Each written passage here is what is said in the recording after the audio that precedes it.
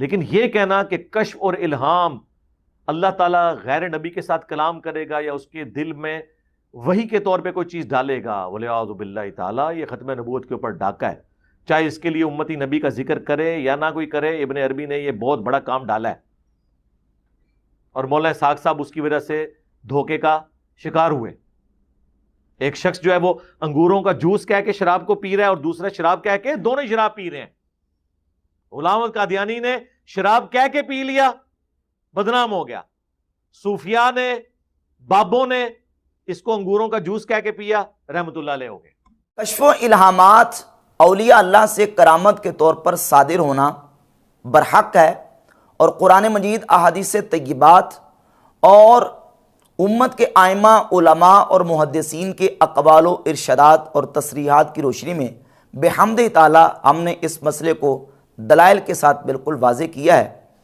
मिर्ज़ा जेलमी और मिर्ज़ा जेलमी का बाबा जावेद अहमद गामदी दोनों कश्फ इल्हामात के मुनकिर हैं, जबकि कश्फ इल्हामात के बरहक होने पर तमाम मकातब फ़िक्र मुत्तफ़िक़ हैं। अहले सुन्नत व जमात, देवबंदी, वहाबी और अहले तशय्यो तमाम मकातब फ़िक्र कश्फ इल्हाम को मानते हैं और तस्लीम करते हैं, जबकि मिर्ज़ा जेलमी कश्फ इल्हाम को मानने वालों को ख़त्म नबूवत का डाकू करार देता है। जावेद अहमद गामदी भी कश्फ इल्हाम का मुनकिर है। सूफिया की मुखालफत और उनकी दुश्मनी में, चूँकि कोशिश इन लोगों की ये होती है कि किसी तरीके से सूफी किराम की मुखालफत में मौक़िफ़ इख्तियार किया जाए ताकि आम आवाम को बज़्ज़न करने और गुमराह करने का आसानी से हम जो है वो तरीका और हरबा इख्तियार कर सकें। अब इस सिलसिला में बेहम्द ताला मैंने दलाइल साबिक़ा अपनी गुफ्तगू में पेश किए कुरान पाक से, अहादीस तय्यबात से। आज की गुफ्तगू में मिर्ज़ा जेलमी के चंद धोखों के हवाले से हमने इंकशाफ करना है कि जब कश्फ इल्हामात के बरहक होने पर दलाइल की बात आती है तो जो हम दलाइल कुरान और हदीस से पेश करते हैं, वहाँ उन मकामात पे मिर्ज़ा जेलमी किस तरह धोखा दे के और दजल और फ्रॉड करके लोगों की आंखों में धूल झोंकने की कोशिश करता है, और फिर कश्फ इल्हामात के इनकार करने के लिए जो इसने ज़राए और जो हरबे इख्तियार किए हैं, उस हवाले से मिर्ज़ा के धोखों का आज पर्दा इंशाअल्लाह हम चाक करेंगे। जब हम कश्फ इल्हामात के बरहक होने पर दलाइल पेश करते हैं कुरान पाक से कि देखिए अल्लाह रब्बुल इज़्ज़त अपने औलिया को और अपने महबूब बंदों को करामत के तौर पर कश्फ अता फरमाता है और इल्हाम फरमाता है। अल्लाह रब्बुल इज़्ज़त उनके दिलों में बात डाल देता है और फरिश्ते अल्लाह रब्बुल इज़्ज़त के बंदों से कलाम करते हैं। अब इंशाअल्लाह अहादीस भी आएंगी। और फिर अल्लाह रब्बुल इज़्ज़त करामत के तौर पर अपने महबूब बंदों को ये चीज़ें अता फरमाता है। कुरान मजीद में साबिक़ा उम्मतों के हवाले से सैयदना मूसा अलैहिस्सलाम की वालिदा के ऊपर इल्हाम का जिक्र सूरतुल क़सस की आयत नंबर 7 में मौजूद है। इसी तरह जनाब ईसा अलैहिस्सलाम के हवारियों की तरफ इल्हाम का जिक्र सूरतुल माइदा की आयत नंबर 111 में मौजूद है। और सैयदा मरियम रदी अल्लाह ताला अन्हा के साथ फरिश्तों का कलाम करना, उनको आके खुशखबरी देना, मुबारक देना, सूरह आले इमरान की आयत नंबर 42 में मौजूद है। तो ये साबिक़ा उम्मतों के औलिया पर इल्हामात और अल्लाह रब्बुल इज़्ज़त के फरिश्तों का उनके साथ बातें करना, ये इसका जिक्र कुरान मजीद में और अहादीस तय्यबात में मौजूद है। लेकिन यहाँ मिर्ज़ा धोखा ये दे जाता है, देखें जी वो साबिक़ा उम्मतों पर कश्फ और इल्हाम था, इस उम्मत में नहीं हो सकता। क्यों? इसलिए कि इस उम्मत में चूंकि ख़त्म नबूवत हो चुका है, लिहाजा कश्फ और इल्हाम बैन हो चुका है। अब सवाल ये पैदा होता है कि जो साबिक़ा उम्मतों के औलिया पर कश्फ और इल्हाम हुआ, क्या वो नबूवत था या वो इस कश्फ और इल्हाम की बुनियाद पर नबी बन गए थे? अगर वो इस कश्फ और इल्हाम की बुनियाद पर नबी नहीं बने और ये कश्फ और इल्हाम नबूवत नहीं था, खुद नबी पाक अलैहिस्सलाम ने सराहतन इस बात का जिक्र फरमाया। सही बुखारी की 3689 नंबर 3689 नंबर हदीस में है, लक़द कान फ़ी मन कान क़ब्लकुम मिन बनी इसराईल रिजालुन युकल्लमून मिन गैरि अन यकूनु अंबिया। नबी पाक अलैहिस्सलाम ने फरमाया तुमसे पहली जो उम्मतें थी उनमें ऐसे अफराद और रिजाल थे युकल्लमून, जिनके साथ कलाम किया जाता था, मिन गैरि अन यकूनु अंबिया, बावजूद इसके कि वो नबी नहीं थे। वो नबी नहीं थे लेकिन उनके साथ फरिश्ते कलाम करते थे और वो मुहद्दसून थे, मुल्हमून थे, साहिब इल्हाम थे। जब वो नबी नहीं थे, उनको कश्फ इल्हाम हो रहा है, तो पता चला कि महज कश्फ इल्हाम नबूवत नहीं है। जब कश्फ इल्हाम महज नबूवत नहीं है तो फिर ये ख़त्म नबूवत के एंटी और मुखालिफ कैसे करार पाएगा? ख़त्म नबूवत का मतलब तो यह है कि नबी पाक सल्लल्लाहु अलैहि वसल्लम की ज़ात अक़दस की बेइज्जत के बाद ना नबी करीम अलैहिस्सलाम के ज़माने में, ना हुज़ूर अलैहिस्सलाम के विसाल अक़दस के बाद कोई नबी पैदा हो सकता है। कोई नबी पैदा नहीं हो सकता, ना हुज़ूर के ज़माने में, ना हुज़ूर अलैहिस्सलाम के विसाल अक़दस के बाद। अब कश्फ इल्हाम को ख़त्म नबूवत के एंटी करार देना ये बिल्कुल एक धोखा और फ्रॉड है। ख़त्म नबूवत के मुखालिफ तो वो चीज़ हो जो ख़त्म नबूवत की ज़िद हो, यानी नबूवत हो। ख़त्म नबूवत का मतलब यह कि नबी पाक अलैहिस्सलाम की ज़ात अक़दस पर नबूवत का सिलसिला अल्लाह ने बंद फरमा दी। अब अगर कश्फ इल्हाम को नबूवत करार दो तो तब ख़त्म नबूवत के मुखालिफ बनेगा। अगर कश्फ इल्हाम नबूवत नहीं है तो यह ख़त्म नबूवत के मुनाफी नहीं है। और फिर अगर इसको ख़त्म नबूवत के मुनाफी करार देते हो, एंटी और मुखालिफ करार देते हो, तो कश्फ इल्हाम को तो तमाम मकातब फ़िक्र मानते हैं, तो उम्मत के तमाम मकातब फ़िक्र क्या ख़त्म नबूवत के डाकू हैं? माअज़ल्लाह ताला। क्या ख़त्म नबूवत के डाकू करार पा के ये भी उसी तरह जो ना वो ख़त्म नबूवत के मुनकर हैं जिस तरह कादियानी ख़त्म नबूवत के मुनकर हैं? वल आयाज़ बिल्लाह ताला। तो ये एक धोखा दे के, फ्रॉड करके लोगों को गुमराह करने की मिर्ज़ा जलमी कोशिश करता है इस मकाम पे। ये कह के देखें जी वो जी साबिक़ा उम्मत में था, इस उम्मत में नहीं हो सकता क्योंकि ख़त्म नबूवत हो चुकी है। भाई ख़त्म करामत नहीं हो चुकी, ख़त्म इल्हाम नहीं हो चुका, ख़त्म जो है ना वो कश्फ नहीं हो चुका, ख़त्म नबूवत हो चुकी है। कश्फ इल्हाम और करामत ये ख़त्म नबूवत के एंटी है ही नहीं है, इसको तुम ख़त्म नबूवत के एंटी करार दे रहे हो। फिर जब हम दलाइल पेश करते हैं कुतुब अहादीस से, बिलखुसूस सही बुखारी में 3469 नंबर हदीस है और सही मुस्लिम में 6204, जामे तिरमिज़ी में 3693 नंबर हदीस और दीगर कुतुब अहादीस में यह हदीस कई तुरुक़ के साथ मरवी है। सही बुखारी में 3469 नंबर हदीस के अल्फाज ये हैं कि नबी पाक सल्लल्लाहु अलैहि वसल्लम ने फरमाया, इन्नहु क़द कान फ़ीमा मदा क़ब्लकुम मिनल उमम मुहद्दसून। साबिक़ा उम्मतों में मुहद्दसून थे। व इन्नहु इन कान फ़ी उम्मती हाज़िही मिनहुम फ़इन्नहु उमर इब्नुल ख़त्ताब। उनमें से अगर इस उम्मत में कोई है तो वो उमर इब्न ख़त्ताब रज़ियल्लाहु ताला अन्हु है। और सही बुखारी के 3689 नंबर हदीस के अल्फाज ये हैं, लक़द कान फ़ी मन कान क़ब्लकुम मिन बनी इसराइल रिजालुन युकल्लमून मिन गैरि अन यकूनु अंबिया। बनी इसराइल में ऐसे रिजाल और ऐसे अफराद थे कि जिनके साथ कलाम किया जाता था, फरिश्ते जिनके साथ कलाम करते थे, मिन गैरि अन यकूनु अंबिया, वो नबी नहीं थे लेकिन फरिश्ते उनके साथ कलाम करते थे। फ़इन यकुम मिन उम्मती मिनहुम, उनमें से जिनके साथ फरिश्ते कलाम करते थे, जो मुहद्दसून थे साबिक़ा उम्मतों में से, उनमें से अगर इस उम्मत में कोई है, अहादुन कोई एक, फ़उमरु, तो हुज़ूर अलैहिस्सलाम फरमाते हैं वो उमर है। और सही मुस्लिम की 6204 नंबर हदीस के अल्फाज ये हैं, क़द काना यकूनु फ़िल उमम क़ब्लकुम मुहद्दसून, पहली उम्मतों में मुहद्दसून हुआ करते थे। व इन यकुन फ़ी उम्मती मिनहुम अहदुन, बस उनमें से अगर इस उम्मत में कोई है, फ़इन्ना उमर इब्नुल ख़त्ताब मिनहुम, तो उमर इब्न ख़त्ताब उन्हीं में से हैं। नबी पाक अलैहिस्सलाम ने ये जो जुमला इरशाद फरमाया, इन्ना उमर इब्नुल ख़त्ताब मिनहुम, इससे बात बिल्कुल वाज़ेह हो जाती है कि हज़रत उमर इब्न ख़त्ताब रज़ियल्लाहु ताला अन्हु इस उम्मत के मुहद्दस हैं, मुफ़हम हैं, मुकल्लम हैं और मुखातब हैं जिनके साथ फरिश्ते कलाम करते हैं। इन हदीस तय्यबात को मुहद्दिसीन हज़रत उमर फ़ारूक रज़ियल्लाहु ताला अन्हु के मनाक़िब में, फ़ज़ाइल में और हज़रत उमर के मुहद्दिस उम्मत होने के बाब में ज़िक्र किया। एक हवाला पेश करके मैं आगे चलूँगा। ये इमाम इब्न हिब्बान अल-मुतफ़ा 354 हिजरी की किताब है, सही इब्न हिब्बान। इसमें सफ़ा नंबर 1837 पर रकम 6894 के ऊपर बाब का नाम कायम करते हैं, ज़िक्रुल ख़बर दाल अला अन्ना उमर इब्नुल ख़त्ताब रज़ियल्लाहु अन्हु काना मिनल मुहद्दिसीन फ़ी हाज़िल उम्मा। ज़िक्र उस खबर के बारे में, उस खबर का जिक्र जो दलालत करती इस बात पर कि उमर इब्न ख़त्ताब काना मिनल मुहद्दिसीन फ़ी हाज़िल उम्मा, हज़रत उमर इब्न ख़त्ताब इस उम्मत के मुहद्दिसीन में से हैं, जो ख़बर इस पर दलाल करती है। और फिर वो सही बुखारी मुस्लिम वाली वही अहादीस इमाम इब्न हिब्बान लेके है, जिनसे ये बात वाज़ेह होती है कि हज़रत इब्न ख़त्ताब रज़ी अल्लाह ताला अन्हु वो इस उम्मत के मुहद्दिस हैं, मुफ़हम, मुकल्लम और मुखातब हैं। अब मिर्ज़ा जहलवी ने जब ये दलाल आए तो यहाँ धोखा दिया, इन अहादीस पर धोखा देते हुए कहता जी कि इस हदीस का जो तर्जमा करते हैं कि अगर उम्मत में कोई मुहद्दिस है तो उमर है, ये तर्जमा गलत है। बाकी बुखारी मुस्लिम में हदीस है कि अगली उम्मतों में मुहद्दिस हुआ करते थे, अगर मेरी उम्मत में कोई होता तो उमर होता।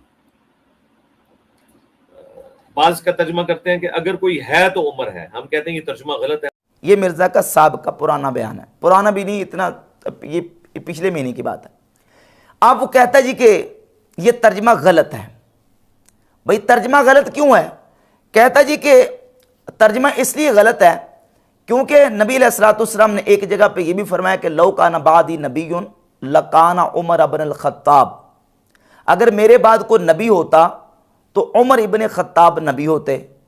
तो चूंकि नबी अलैहिस्सलाम के बाद कोई नबी नहीं है, लिहाजा उमर इब्न खत्ताब नबी नहीं है। तो ऐसे ही यहाँ भी नबी अलैहिस्सलाम ने यह फरमाया कि अगर उनमें से मेरी उम्मत में कोई होता तो वो उमर इब्न खत्ताब होते। चूँकि नबी अलैहिस्सलाम पर नबूवत ख़त्म हो गई, अब हज़रत उमर मुहद्दिस नहीं हो सकते। जबकि दोनों अहादीस के अंदर कितना फ़र्क है। जामे तिरमिज़ी की 3686 नंबर हदीस जो है उसमें लौ का जिक्र हुजूर ने फरमाया, लौ काना बादी नबीयुन, अगर मेरे बाद कोई नबी होता। और ये कलिमा लौ जो है ये इंतिफ़ाए सानी बसबब इंतिफ़ाए अव्वल के लिए आता है, यानी ये लौ जहाँ आता है तो दूसरी चीज़ की नफ़ी हो रही होती है पहली चीज़ की नफ़ी की वजह से।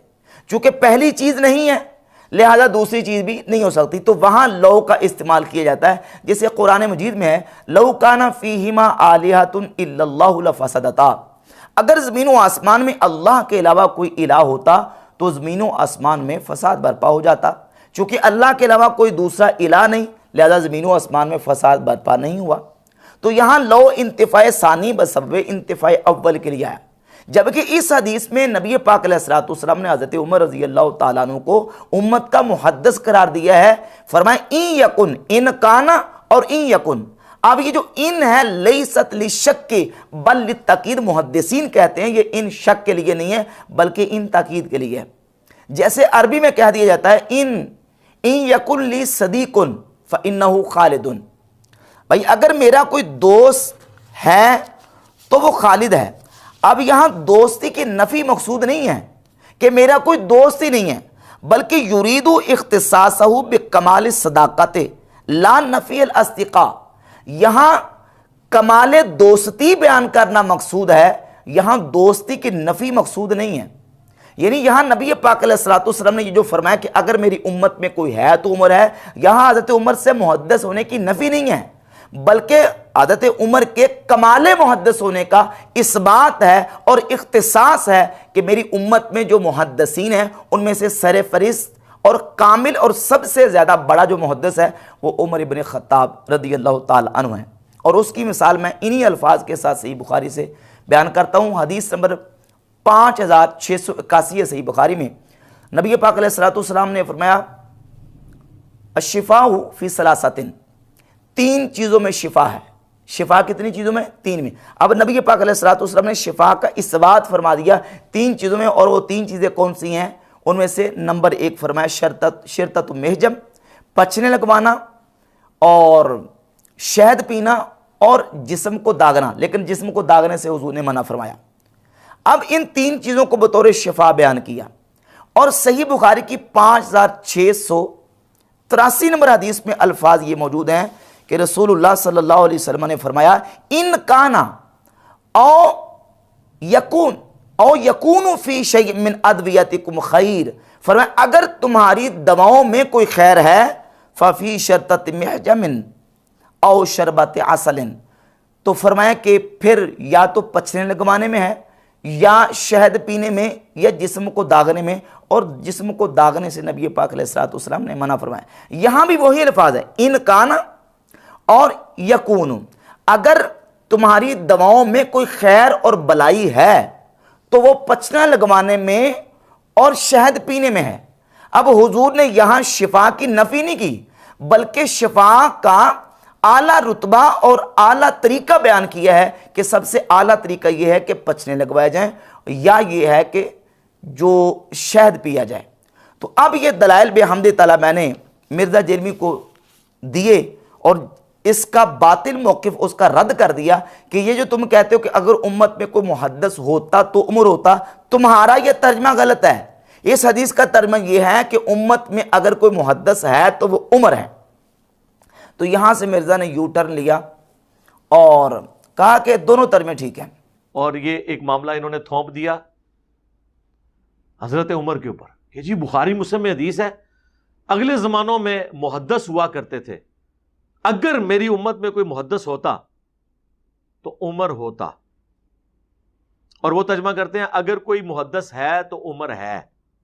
दोनों तर्जमे दुरुस्त हैं, लेकिन हम उस तर्जमे को बेहतर समझते हैं जो फिट इन बैठता है कि अगर मुहद्दिस होता तो उमर होता। और अगर किसी ने यह तर्जमा करना है कि अगर कोई मुहद्दिस है तो उमर है, तो यह नबी इस्लाम की मुबारक जिंदगी तक करना पड़ेगा।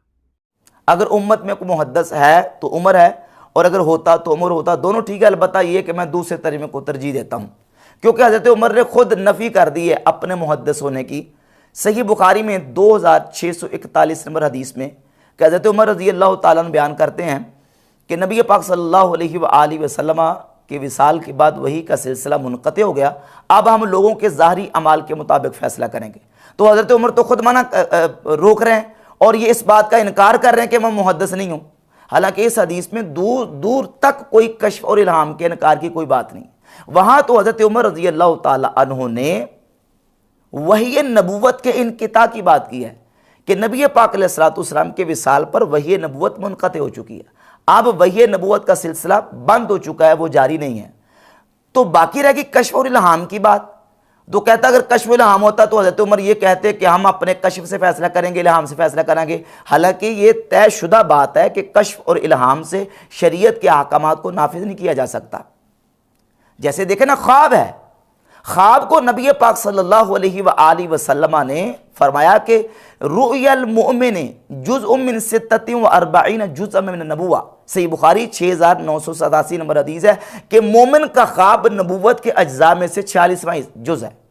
नबूवत का जुज़ करार दिया ख्वाब को।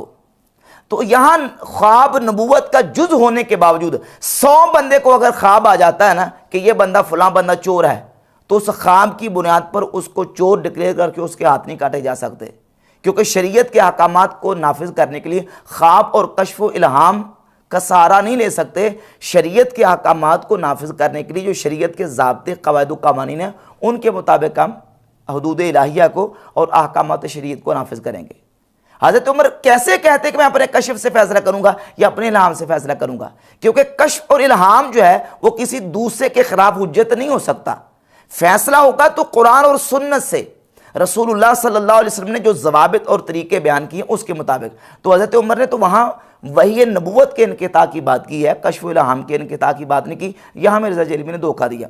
और फिर कहता है कि अगर हम मानते भी हैं ना कि हज़रत उमर को कश्फ और इल्हाम था, तो फिर उसको मानना पड़ेगा कि वो नबी अलैहिस्सलाम के ज़माने तक।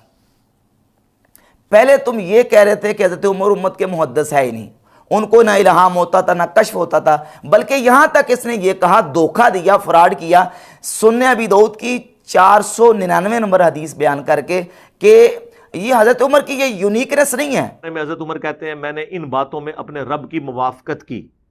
उन्होंने नहीं कहा कि मेरे पे कश्फ हुआ, मैंने अपने रब की मुवाफकत की, यानी मेरे मशवरे को मान लिया गया। मेरे दिल में जो ख्याल आया, मशवरा तो किसी के दिल में भी आ सकता है, उन्होंने तो नहीं क्लेम किया।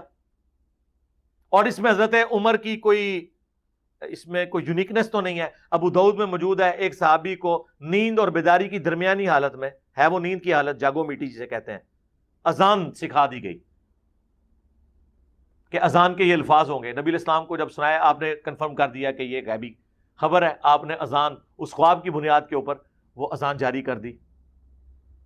नबी इस्लाम के मुबारक ज़माने में तो इस तरह के वाक़यात लोगों के साथ हो जाते थे कि हज़रत उम्मत जो है वो उम्मत के मुहद्दिस हैं और उन्होंने अल्लाह रब्बुल इज़्ज़त के साथ मुआफ़क़त की है। ये तो किसी के साथ भी हो सकता है, ये हज़रत उमर की यूनिकनेस नहीं है।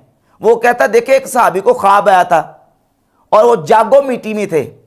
हालांकि सुन्नी अबी दाऊद की 499 नंबर हदीस जो है 499, उसमें बाकायदा अल्फाज मौजूद हैं कि वो सहाबी सोए हुए थे।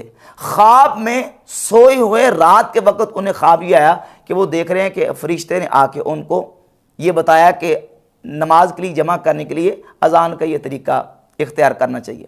और फिर वो सुबह के वक्त नबी पाक अलैहिस्सलातु वस्सलाम की बारगाह अक़दस में आए। उन्होंने हुज़ूर अलैहिस्सलातु वस्सलाम को आके ख्वाब बयान किया। हुज़ूर ने उस ख्वाब को सच्चा करार दिया। नबी पाक अलैहिस्सलातु वस्सलाम ने फरमाया कि हज़रत बिलाल को साथ लो और आप अल्फाज सिखाते जाएँ। बिलाल की जो आवाज़ ऊँची है वो अजान पढ़ेंगे। और हज़रत बिलाल अजान पढ़ रहे थे, हज़रत उमर के कान में जब उनके घर में बैठे हुए आवाज़ पहुंची तो हज़रत उमर दौड़े हुए आए। उनकी चादर ज़मीन पे घसीट रही थी और नबी पाक अलैहिस्सलातु वस्सलाम की बारगाह अक़दस में आके उन्होंने कहा कि या रसूलल्लाह, उस ज़ात की कसम जिसने आपको नबी बर हक बना के भेजा है, मैंने भी रायतु मा रआ, जो अब्दुल्ला बिन ज़ैद ने देखा मैंने भी वही देखा है। यानी मुझे भी अल्लाह रब्बुल इज़्ज़त ने वही चीज़ दिखाई है। अब मिर्जा कह रहा था कि हज़रत उमर की यूनिकनेस नहीं है, और ये आधी हदीस पढ़ के हज़रत उमर का अगला हिस्सा बयान करना छोड़ गया। जबकि उसी हदीस के अगले हिस्से में ये मौजूद है कि हज़रत उमर रज़ी अल्लाह तआला दौड़े हुजूर की बारगाह में आए और आके कि हुजूर राई तुम्हारा, जो अब्दुल्ला बिन ज़ैद साहबी ने देखा मैंने भी वही देखा है कि मुझे भी इसी तरीके से फरिश्ते ने आके ख्वाब में या फरिश्ते ने आके मुझे अजान सिखलाई है। ख्वाब की हालत में जागो मिट्टी हो, यानी अब्दुल्ला बिन ज़ैद रज़ी अल्लाह तआला को जागो मिट्टी हो सकती है, हालांकि वो ख्वाब में सोए उन्होंने देखा है। लेकिन हज़रत उमर के लिए ये बात कर दी है तो मिर्ज़ा जो ना वो किस तरह के बहाने मारता है। तो यहाँ इसने धोखा ये दिया कि हज़रत उमर रज़ी अल्लाह तआला अन्हु जो अगर मानना है तो उनको नबी अलैहिस्सलातु वस्सलाम की हयात मुबारक तक माना जाएगा। हालांकि इस हदीस के अंदर तो नबी पाक अलैहिस्सलातु वस्सलाम ने उनको उम्मत का मुहद्दिस करार दिया, और इस हदीस को मुहद्दिसीन ने जहाँ लिखा तो मुहद्दिसीन ने वाज़े तौर पर लिखा फ़ीहे इस्बात व करामातिल औलिया। इमाम ऐनी ने उम्दतुल कारी में लिखा, इमाम इब्न हजर अस्क़लानी ने फतहुल बारी में लिखा, इमाम बहकी ने अपनी किताब अल इत्क़ाद में लिखा कि फ़ीहे जवाज़ व करामातिल औलिया, इसमें औलिया अल्लाह की करामात के जवाज़ का बयान है कि नबी पाक सल्लल्लाहु अलैहि वसल्लम ने उम्मत का मुहद्दिस हज़रत उमर रज़ी अल्लाह तआला को करार दिया। तो इससे बिल्कुल बात वाज़ेह होगी कि हज़रत उमर फ़ारूक रज़ी अल्लाह तआला मुहद्दिस है। अगर नबी करीम अलैहिस्सलातु वस्सलाम की ज़ात-ए अक़दस के विसाल के बाद उम्मत में कोई साहिब इल्हाम और साहिब कश्फ हो तो वो नबूवत के एंटी और मुखालिफ करार पाता है।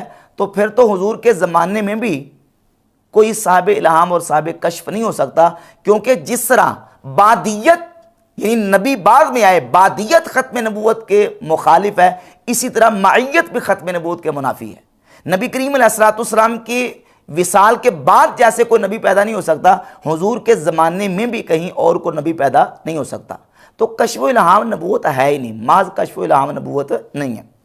आप देख के एक तरफ कश्फ इल्हाम है और एक तरफ ख्वाब है।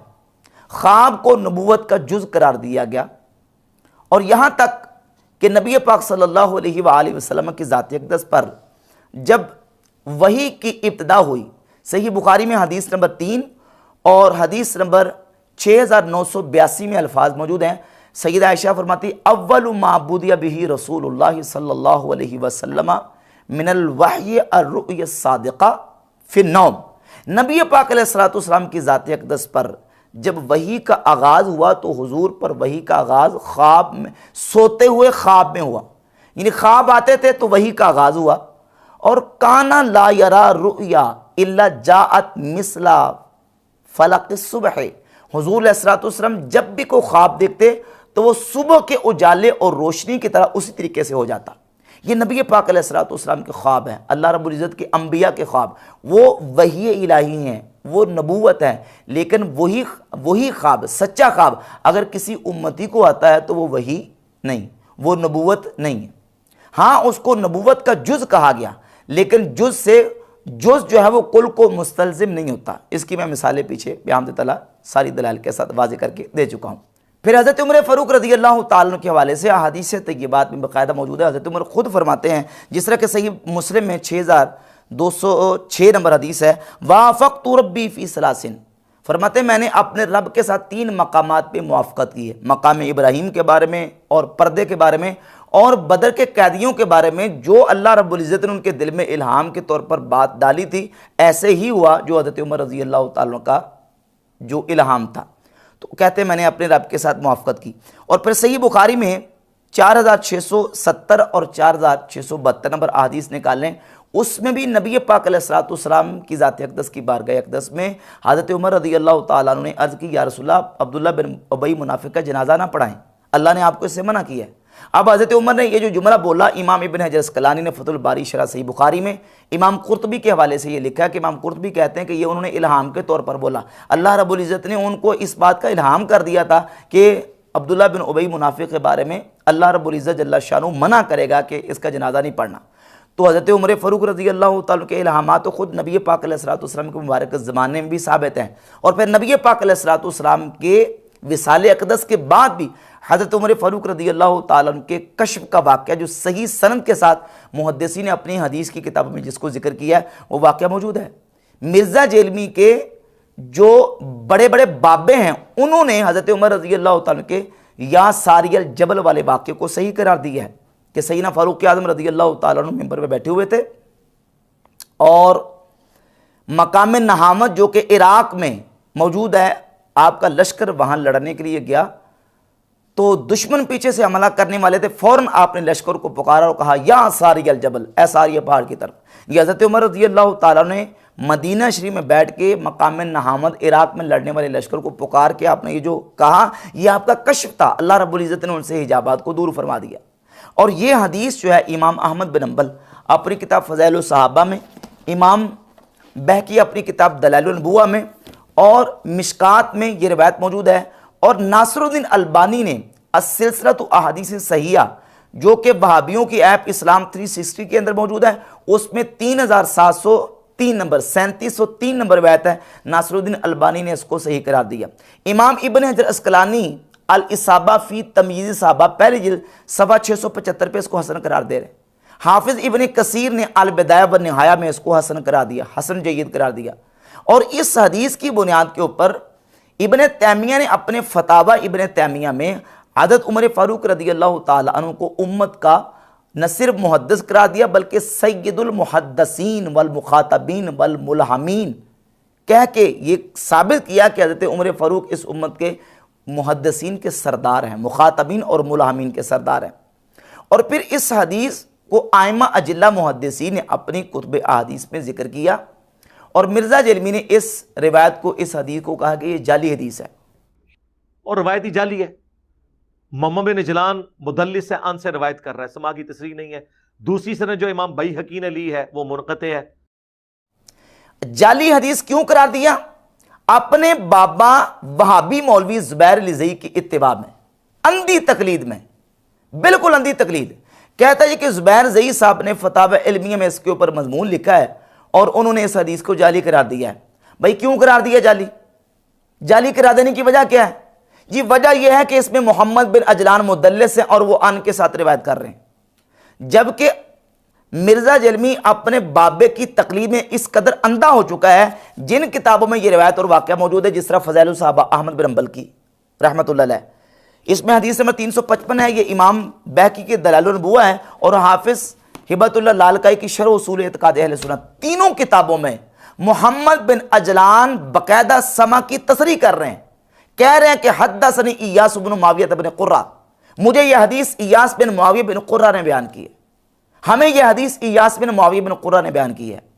ज़ुबैर लिज़ई के जो बड़े और ज़ुबैर लिज़ई के छोटे, ये सारे के सारे अव्वलीन आखिरीन मानते हैं कि ये रिवायत हसन है, ये रिवायत सही है। लेकिन मिर्ज़ा जेलमी का बाबा जो ज़ुबैर लिज़ई है, वो सिर्फ अपनी बेइल्मी और अपनी जो है वो तासुब की बुनियाद पर इस हदीस को जाली करार दे रहा है। मोहम्मद बिन अजलान सिका रावी हैं और वो समा की तसरीह कर रहे हैं, हद्दसनी इयास बिन मुआविया बिन कुर्रा और हद्दसना इयास बिन मुआविया बिन कुर्रा, ये अल्फाज बाकायदा दलाइल नबुव्वा में, शरह उसूल एतक़ाद अहले सुन्नह में और इमाम अहमद बिन हंबल की फ़ज़ाइल सहाबा में मौजूद हैं। और मिर्ज़ा जेलमी कहता है कि हदीस जाली है। और बाकायदा ज़ुबैर लिज़ई का एक शागिर्द है, वाबी मौलवी है, गुलाम मुस्तफ़ा ज़हीर, उसने भी ये कहा है कि बाज़ अहले इल्म को गलती लगी है। उमर इब्न खत्ताब रज़ी अल्लाह ताला से ये हदीस बयान करते हैं।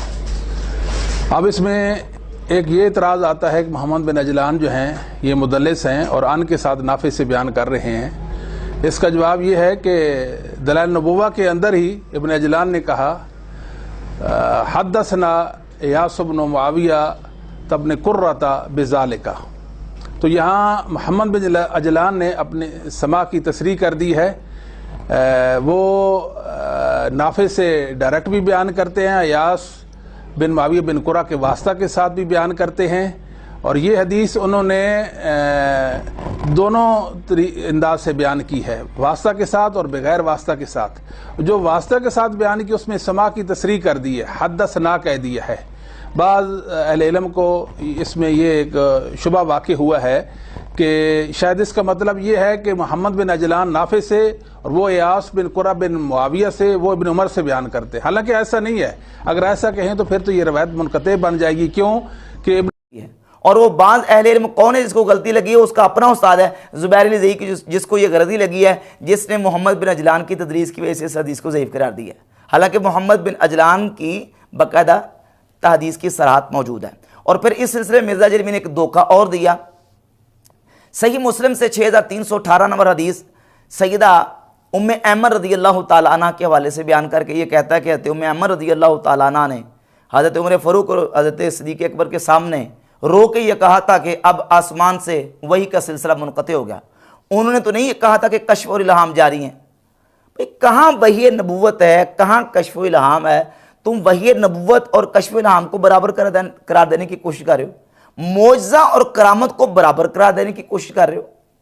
मौजज़े का सुदूर नबी से है, करामत का सुदूर औलिया से, और औलिया उम्मत से, करामत का सुदूर क़यामत तक होता रहेगा। वही नबूवत ये नबी का खासा है, नबी के अलावा वही नबूवत किसी पर नहीं आ सकती। कश्फ़ व इल्हाम जो है वो तो अल्लाह रब्बुल इज़्ज़त करामत के तौर पर अपने औलिया को भी अता फरमाता है।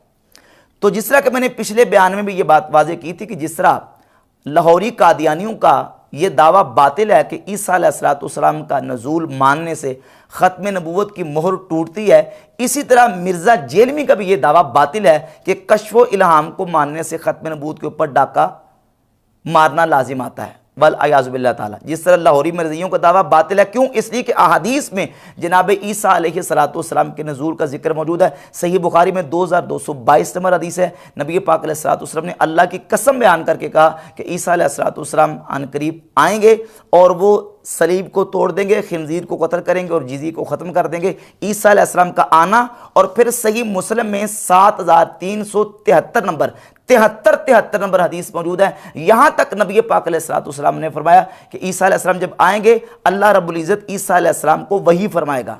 और मिर्ज़ा को मैंने पीछे भी ये सवाल इसके ज़िम्मे कर छोड़ा था कि मिर्ज़ा जेलमी इसका जवाब देगा। ईसा अलैहिस्सलाम पे जो वही होगी कुर्ब क़यामत उनके नज़ूल पर, सही मुस्लिम की 73 नंबर हदीस है, क्या वो वही नबूवत होगी या वो इल्हाम होगा? अगर वो वही नबूवत होगी तो इन रिसालत व नबूवत क़द इंक़तात, रिसालत और नबूवत तो मुनक़ते हो चुकी है। हुजूर के बाद नबी और रसूल कोई नहीं, वही का सिलसिला बंद हो चुका, वही का सिलसिला आसमानों से मुनक़ते हो चुका है। ईसा अलैहिस्सलाम पे जो वही नाजिल होगी वो वही कौन सी वही है?